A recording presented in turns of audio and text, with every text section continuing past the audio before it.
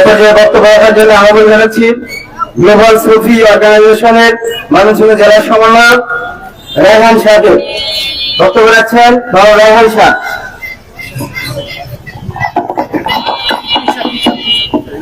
নাহমাদুহু ওয়া নুসাল্লি আলা রাসূলিহিল কারীম, আম্মা বাদ। সকল প্রশংসা মহান আল্লাহ পাক রব্বুল আলামিনের, তার দরবারে লাখ কোটি শুকরিয়া জ্ঞাপন করে শুধু আপনাদের সামনে গুরুত্বপূর্ণ দুই চারটি কথা বলতে হাজির হয়েছি। আজকে দেখেন যে মাজারটা ময়মনসিংহের থানার সামনে ভাঙছে, সেই মাজারটার অনুষ্ঠান ছিল 179তম। আপনারা যারা সদরে এই জায়গায় যারা জন্মগ্রহণ করছেন, 179তম একটা মসজিদ খুঁজে বের করা কষ্ট হবে, ঠিক কিনা? এই 179 বছর হয়েছে একটা মসজিদ ময়মনসিংহ জেলায় খুঁজে পাওয়া যাবে না। আপনারা সেই 179তম একটা মাজারে আক্রমণ করছেন। আপনারা কি চান?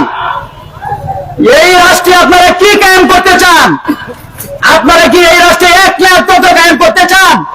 যে ময়মনসিংহে আমার আগের একজন বক্তা বলে গেছেন যে এই থানার সামনে এক পাশেই মন্দির, আরেক পাশে হচ্ছে মসজিদ, আরেক পাশে হচ্ছে মাজার। কই, এতদিন তো কোনো সমস্যা হয় নাই। 179 বছর তো কোনো সমস্যা হয় নাই, আজ কেন এই সমস্যা?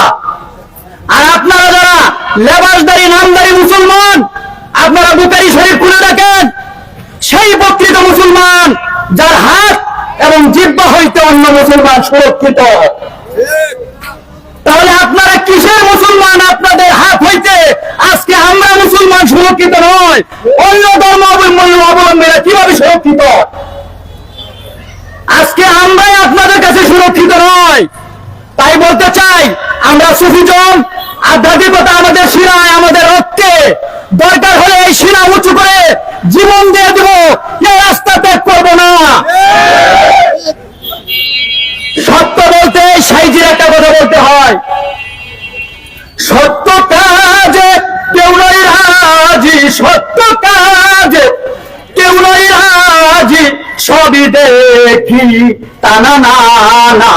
জাত গেল, জাত গেল বলে এ কি আজব কারখানা, জাত গেল, জাত গেল বলে।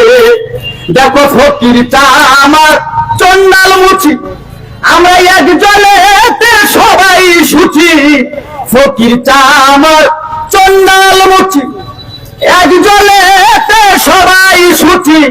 দেখে শুনে হয় না রুচি, জমে তো কাউকে ছাড়বে না।